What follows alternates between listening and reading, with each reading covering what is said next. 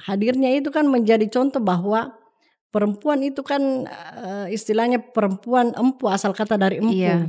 Artinya dihormati, dihargai.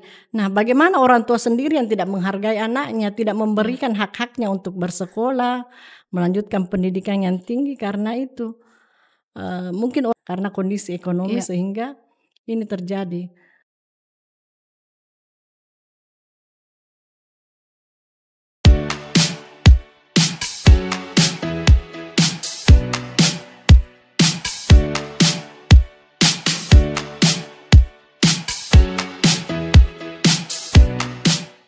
Assalamualaikum warahmatullahi wabarakatuh. Halo warga Makassar, bertemu lagi di podcast Saatnya Perempuan Berbicara. Ini adalah kolaborasi antara Kohati Batko HMI Sulselbar dengan Kabar Makassar yang ini sudah masuk ke sesi kedua, dan hari ini pembahasannya maraknya kekerasan terhadap anak khususnya di Sulawesi Selatan. Dan hari ini saya tidak sendiri, saya ditemani oleh salah satu narasumber, ada Kak Umi. Halo Kak Umi.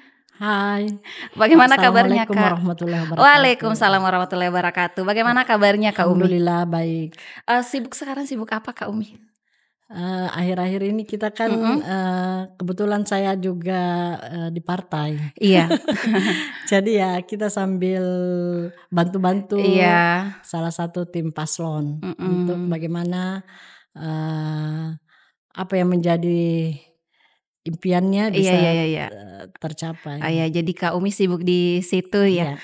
Ya, jadi Kak Umi ini juga merupakan ketua dari Lembaga Dewi Keadilan Sulawesi Selatan, betul ya Kak? Iya, Kak Umi juga pernah menjabat sebagai ketua Kohati Batko HMI Sulselbar ya Kak ya. Iya. Dan hari ini mungkin Kak Umi sebelum kita masuk ke pembahasan kita mengenai maraknya kekerasan terhadap anak di Sulawesi Selatan, Kak Umi bisa perkenalkan dulu dong lembaganya, mungkin pemirsa yang ada di rumah masih ada yang belum tahu apa sih ini Dewi Keadilan Sulawesi Selatan. Ya, terima kasih sudah diundang hadir di Kabar Makassar kerjasama dengan Kohati ya, Kohati Batko Sulawesi. Alhamdulillah. Jadi kami di Dewi Keadilan itu sejak berdirinya konsen terhadap isu-isu perempuan, disabilitas, anak dan pluralisme. Jadi ketika ada kasus-kasus kami itu bersinergi dengan lembaga-lembaga terkait seperti DP3A Provinsi, Kota Makassar dan lembaga hukum lainnya seperti LBH Makassar seperti itu. Jadi kita sinergitas itu tetap ada ketika ada kasus-kasus kita bahas bersama. Jadi tidak lembaga per lembaga tetapi kita bersama-sama menyampaikan apa-apa yang perlu kita selesaikan dalam satu kasus itu. Iya, jadi lembaga Dewi Keadilan Sulawesi Selatan ini merupakan lembaga yang cakupannya luas ya Kak untuk ketimpangan-ketimpangan khususnya pada perempuan dan anak. Iya, perempuan dan anak. Ya, kembali lagi ke pembahasan kita pada hari ini mengenai maraknya kekerasan terhadap anak perempuan di Sulawesi Selatan. Gimana nih menurut Kak Umi? Apalagi kalau kita mau buka data per data ya, sudah banyak sekali kasus kekerasan terhadap anak. Contoh kasus kemarin yang ada di Luwu Timur ya Kak ya. 2 anak perempuan itu kemudian menjadi korban kekerasan dari ayahnya sendiri ya. Bagaimana Kak Umi melihat maraknya kasus kekerasan terhadap anak perempuan di Sulawesi Selatan? Nah, ini juga sebenarnya tidak terlepas dari pola asuh orang tua. Ini kan menjadi tanggung jawab orang tua bagaimana memastikan anak-anaknya itu dalam posisi nyaman, tenang, terlindungi. Betul. Apalagi kalau kita berbicara dalam konteks perlindungan anak, ya itu kan harusnya negara hadir di situ. Bagaimana memastikan anak-anak kita ini bersekolah dengan nyaman, bagaimana anak-anak kita ini terlindungi. Nah, ini yang jadi masalah karena di dalam keluarga sendiri ini yang tidak selesai. Pelaku itu biasanya dari keluarga terdekat, baik itu paman, tantenya. Nah, ini yang jadi ayahnya, mungkin juga saudara laki-lakinya. Nah, masalahnya sekarang walaupun banyak lembaga yang konsen terkait perempuan dan anak, tapi banyak juga yang tidak mau melaporkan karena dianggap bahwa ini adalah aib keluarga. Sementara peran masyarakat juga di sini masih kurang. Harusnya ketika ada persoalan seperti ada kasus seperti itu, masyarakat ikut terlibat bagaimana melaporkan ketika ada kasus, sehingga yang punya niat untuk melakukan itu dia takut bahwa kita harus hati-hati di tetangga misalnya kan ada yang akan melaporkan. Jadi perlu ada pelibatan masyarakat karena ini menjadi bagian dari tanggung jawab masyarakat ketika ada kasus-kasus seperti itu. Jadi sebenarnya kasus kekerasan ini bukan hanya untuk satu lembaga saja, tapi seluruh anggota masyarakat juga harus berperan aktif dalam penanganan kasus-kasus yang seperti ini, karena yang paling dekat dengan kehidupan kita yang masyarakat Betul. Ya, tadi bicara soal regulasi ya, kelembagaan, regulasi soal ketimpangan yang terjadi terhadap anak, kekerasan terhadap anak perempuan. Kak, gimana sih dengan hadirnya regulasi yang sebenarnya memang payung hukum sudah ada ya Kak, yang memadai tentang perlindungan terhadap kekerasan anak, tapi pengimplementasiannya nih Kak, bagaimana menurutnya Kak Umi? Iya, lagi-lagi ini ya, karena ini kan marak juga terjadi perkawinan anak. Iya. Nah, di perkawinan anak itu rentan terjadi kekerasan terhadap anak. Misalnya orang tua yang memaksakan anaknya untuk menikah. Walaupun usianya tidak mencukupi, dia membuat alasan bahwa ini sudah cukup umur.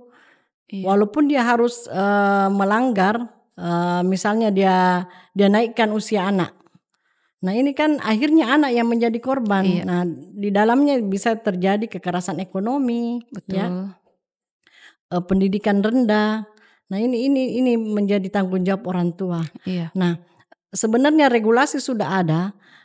Negara sudah hadir melindungi masyarakatnya, warganya, tetapi orang tua yang perlu juga diberi kekuatan penguatan, dibekali tentang pentingnya hak-hak anak yang tadinya mungkin dianggap sepele oleh orang tua karena dianggap bahwa ini kan anak saya melahirkan dia, saya yang memberikan ekonomi, saya punya tanggung jawab dong, orang lain tidak perlu terlibat, kan seperti itu.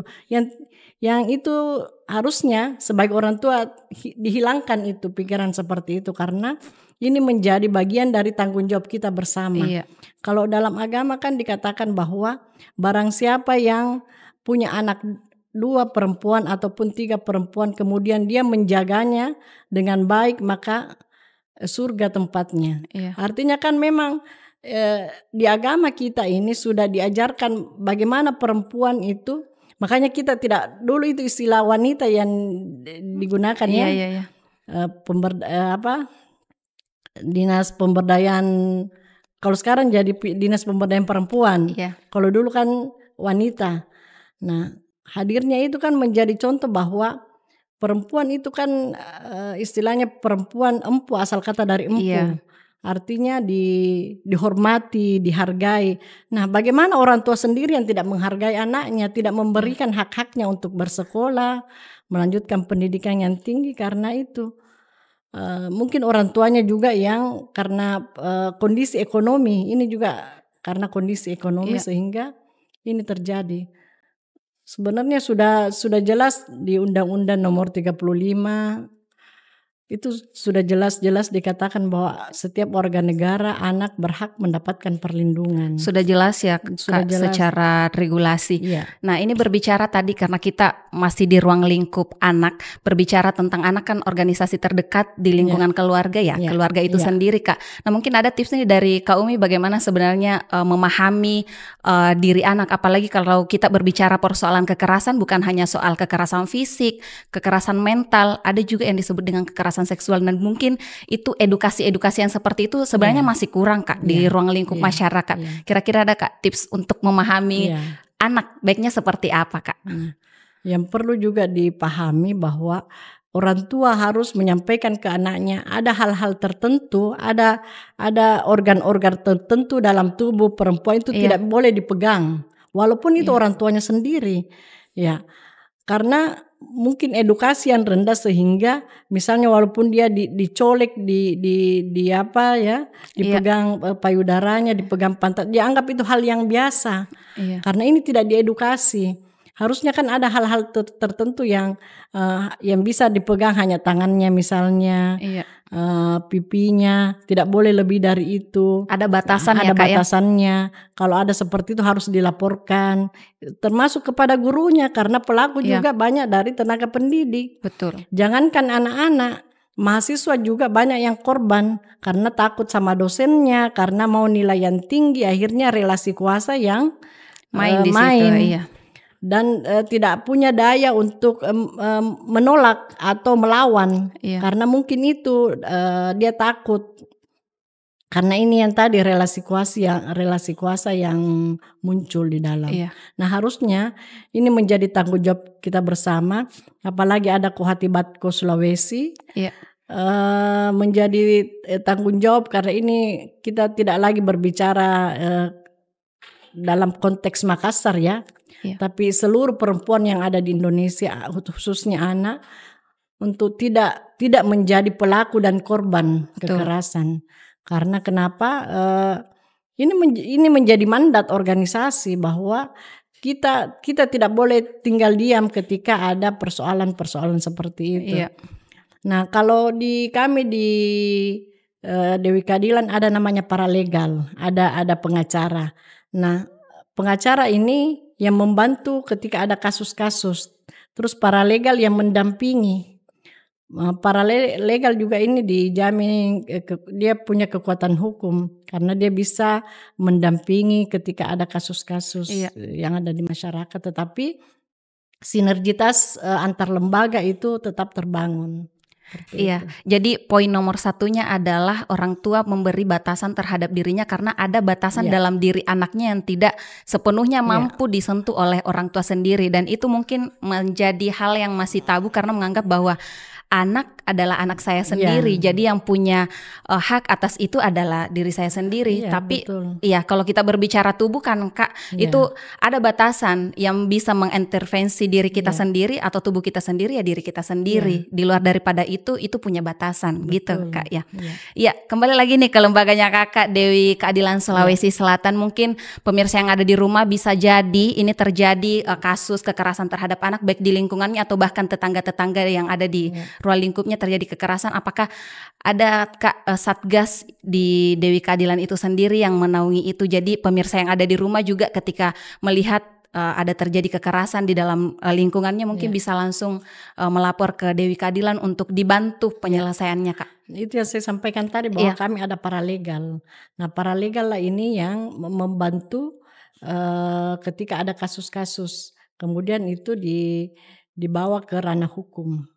Nah teman-teman yang pengacara juga, karena kami punya barisan pengacara yang membawa ke pengadilan ketika ini harus masuk ke pengadilan. Tapi biasanya kan ketika ada kasus-kasus seperti itu kita tidak langsung bawa ke pengadilan. Biasanya kan langsung kita visum dulu. Jadi sudah ada penanganannya sebelum masuk ke pengadilan ya Kak ya. Divisum dulu, dipastikan. Tapi itu juga sebelum divisum tidak boleh terlalu lama ya. Karena bisa saja itu memarnya atau apanya itu hilang atau bekasnya hilang. Jadi itu secepatnya. Nah teman-teman yang paralegal lah ini yang membantu untuk mengkomunikasikan, membawa ke pengadilan Kak ya. Termasuk mengantar ke pengadilan.